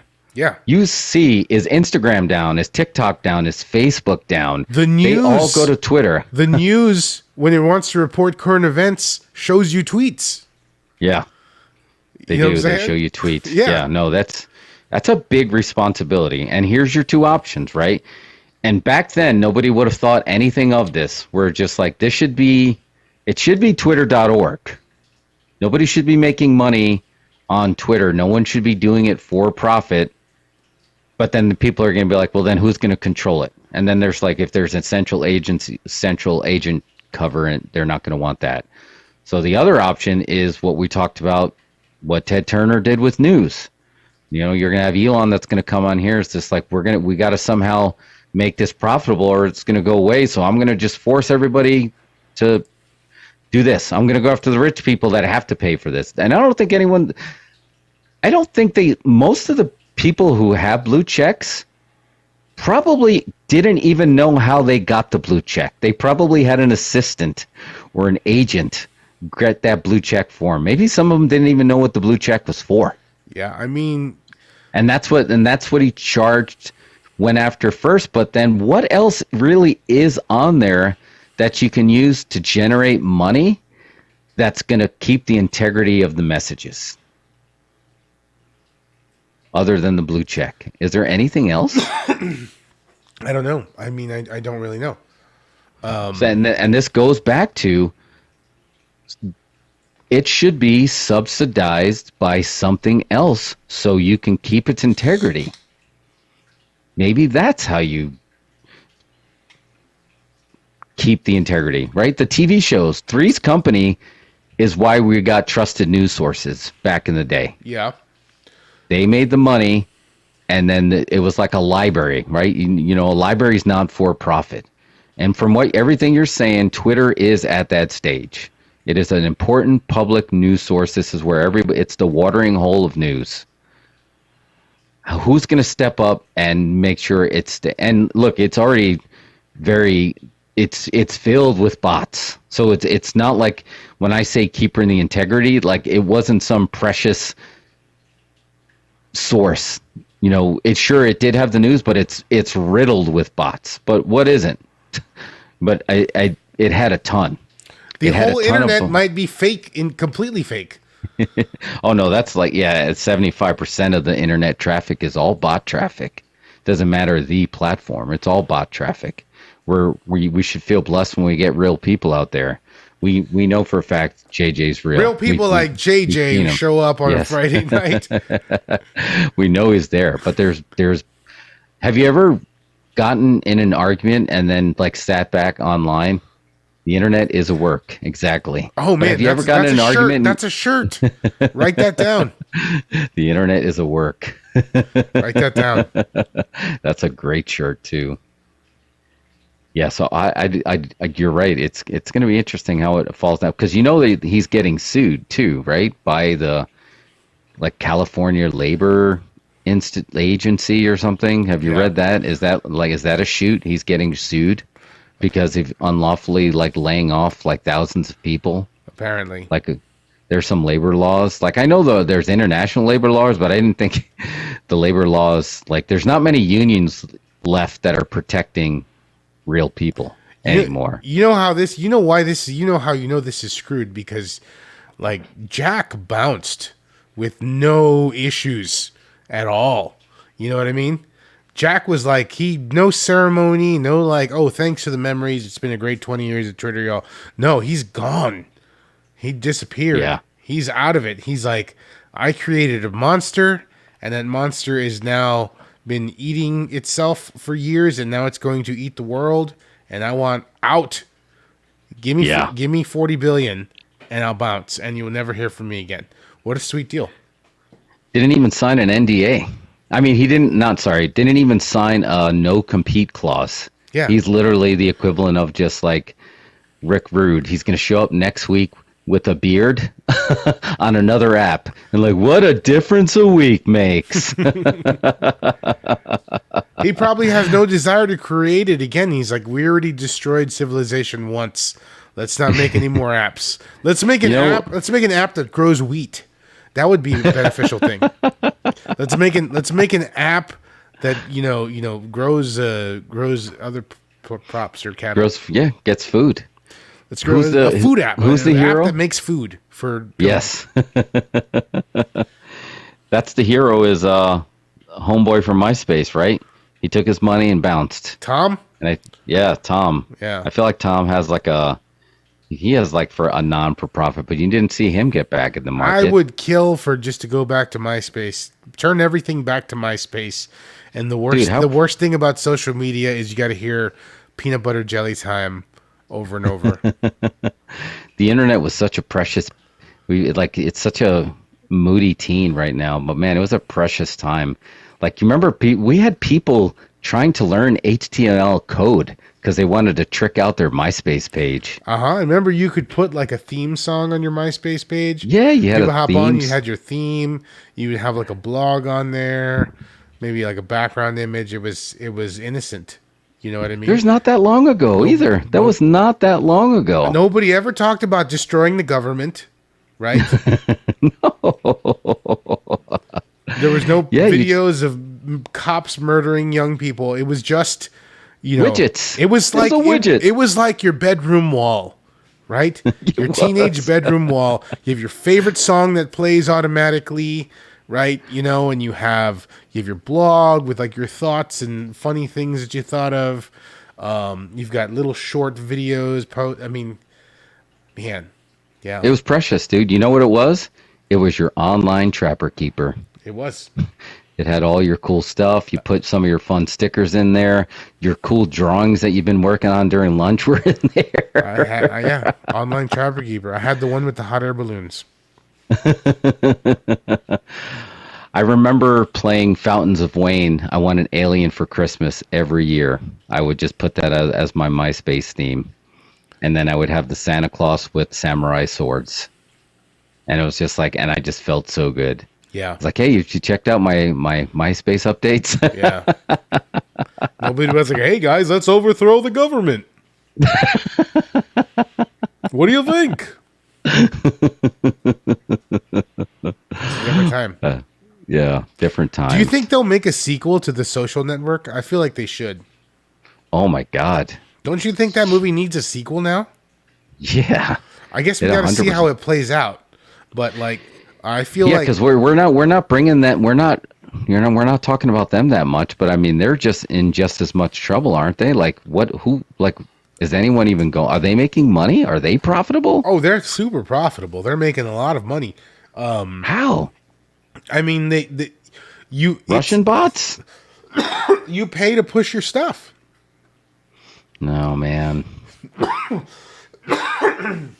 You pay to push your stuff. So you push your stuff out, pay Zuckerberg money, and you push your stuff out front. Dude, and you know the old saying, the cream always rises to the top. And Jesse the Body on Saturday Night to Main Event, he's like, I don't believe that. I believe that the scum always rises to the top. Who knew? Former governor of Minnesota. Because if you pay, doesn't matter if you crap in a box and you pay to push it, everyone's going to have to look at crap in a box. Yeah. That's no bueno, man. All right, man. It's been an excellent political discussion. Yeah, who knew? This is what people tune in for their political talk. Especially on a Friday night, late Friday night. I'm sure everybody's at home doing nothing, bored.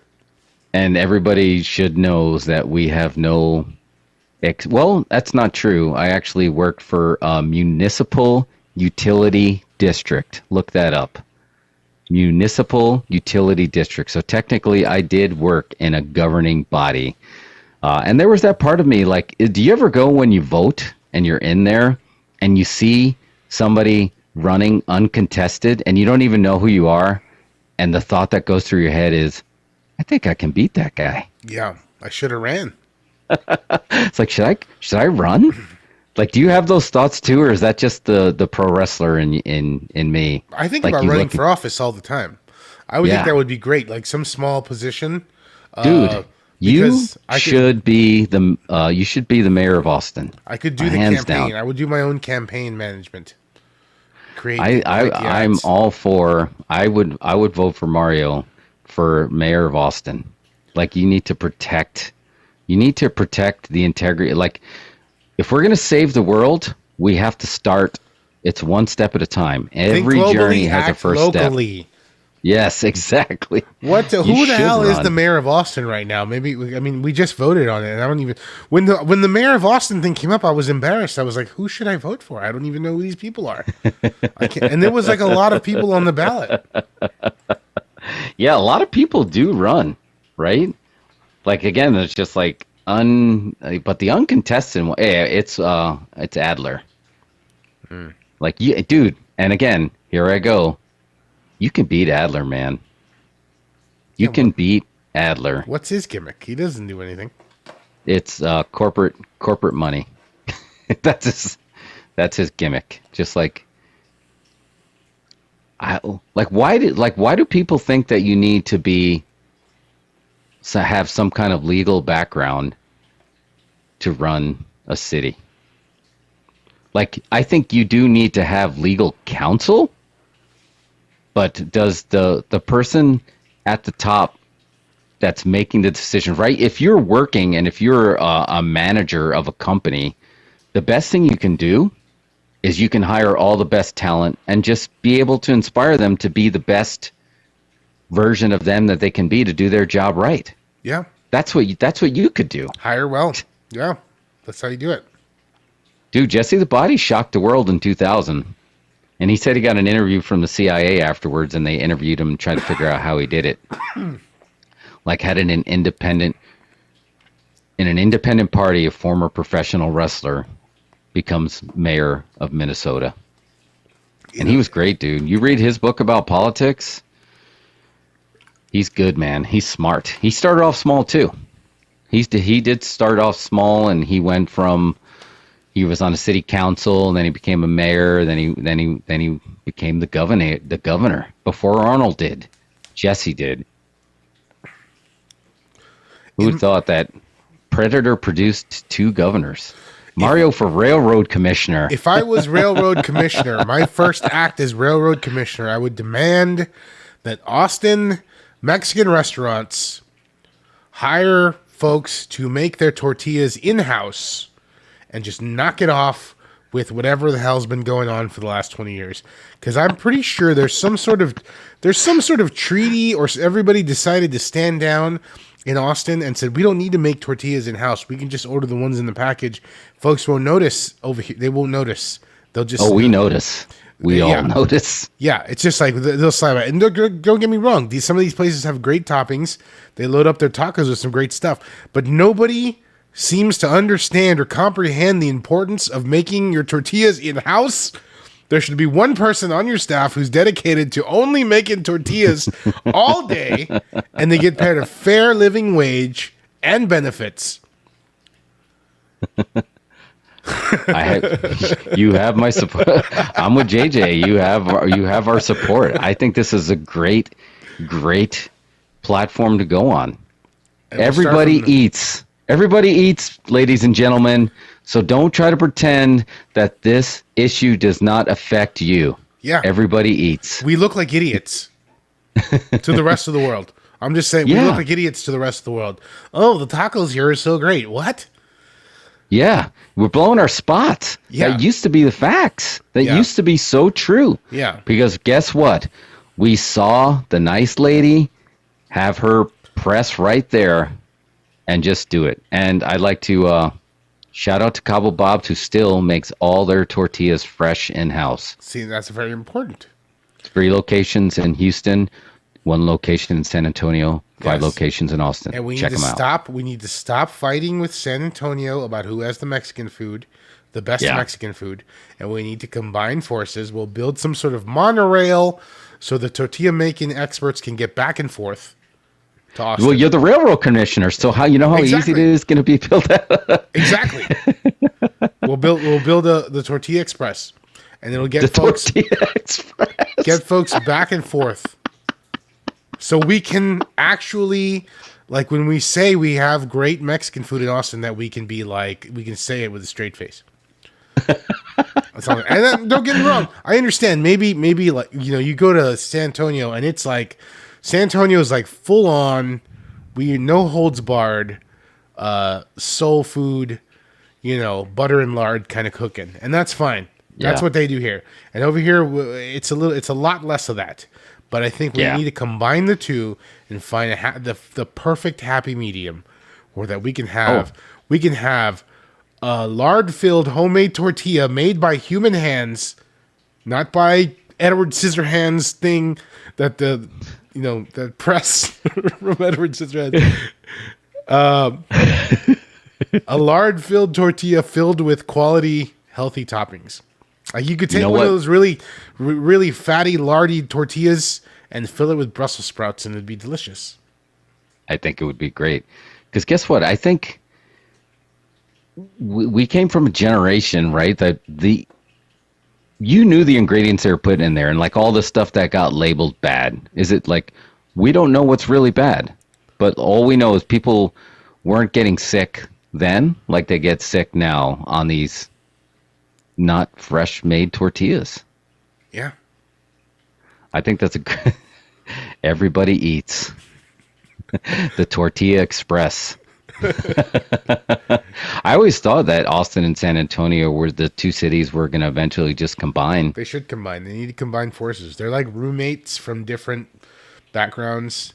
Yeah. And they need to like find their differences and then, form an alliance, because that's the only way we're going to survive. We can't fight each other. Austin and San Antonio cannot fight each other. That doesn't work. And there's a taco rivalry. There's a big taco rivalry. And like, San Antonio is a little bit like the uncool roommate from the country who doesn't have any good clothes, who's never really done like a whole lot. Like they used to hang out in like barns or whatever. And Austin's the cool hip roommate that has all, knows all the cool spots to hang out, has all the great albums. You know what I mean? Teaches you what liquor to drink. It's like Footloose. Exactly. And then Austin's Kevin Bacon. And San Antonio is Chris Penn. Yeah. You need to combine forces. You need to combine forces if you want to beat John Lithgow. and like, scream, let's dance. Yeah, and there's please, someone rise up and please just illustrate to people, but Torchys is not good. Why are people going so crazy for Torchys? Like, we need to stop. That's a hot take. We need to stop. Sorry. Because people do come to town, looking for some Torchys. You're not a Torchys guy? I'm not a Torchys guy. Well, look, I got no heat with Torchys. It's fine. Their queso is really good. Their street corn is good. But any place that serves a chicken finger taco is not a place I want to get tacos at. Oh, I see what you're saying. Street tacos are pretty basic. I mean, for anyone who's been to Mexico proper, you understand what a true street taco is. And it's hard to try to ever shovel anything else and call it a street taco unless it's a true street taco. I'm not even like street tacos. Carne Guisada Taco is the most important taco, I think, in the taco lineup. Carne Asada? Carne Guisada. Oh, really? Yeah. Wait, what's with the G? Yeah, Carne Guisada. You know Carne Guisada? No. That's the most important taco in any taco arsenal. Wait, what is that? Because that's not Carne Asada with an A. No. That's with a G. What's the G? Carne Guisada. Carne Guisada is like, it's like sautéed, stewed meat with like sauce. Oh, yeah, okay. I know what you're talking about. Gravy sauce. Yeah, that is. But like, I think that's the most important taco. Torchys does not even do that at all. A lot of places don't. Oh, Carne Guisada. Yeah, I was saying it wrong. Guisada. Okay. Yeah. Yeah, exactly. JJ knows. If you find a new Mexican restaurant and you want to go to, the first thing you're going to try is the Carne Guisada. That's let me see if this place is good or not. If you try the Carne Guisada, it's like, okay, it's not bad. Let me try the enchiladas. And then after that, and then you decide whether or not this place is coming back to you. But like, no, you don't ever go to like a taco place and be like, let me get your chicken finger taco with queso on it, please. So I can see if I want to eat here. That's when people go like this. People that go into Mexico and was like, why does none of these tacos have sour cream? Like, get out of here! You get out of here! You. I didn't even know sour cream was a thing till I was like 30. Never even heard of it. Oh man, spitting hard facts. Oh man, okay. I think that's the office. I think that's the go home spot. All right. Carne Guisada. Yeah, we got a lot. We squeezed a lot in. We think we hit the 2-hour mark after dark, and at a very impromptu spot show after dark, trying to get our pipes warmed again. Hopefully, you'll be all healed up and we'll be ready in studio next week. Yeah, I gotta rebuild the studio. Stuff fell off the wall while I was gone. It must have been hot. I thought stuff was gonna fall off the wall today. On the drive back, apparently the gods must be angry because we got more tornadoes getting thrown at us. Yeah. Like again. It's like, seriously? Like again? Because like driving home, that was like NEM, it's a twister. All right. So, What is the closing thought here on Spot Show After Dark Friday night? Man, there's so much to go on. I think you go vote if you haven't voted. Yeah. Get on the Tortilla Express and vote. And I don't know what the choo-choo noise would be for the Tortilla Express. But I want to ride. All right. See you All right. later. See you later, JJ. See you.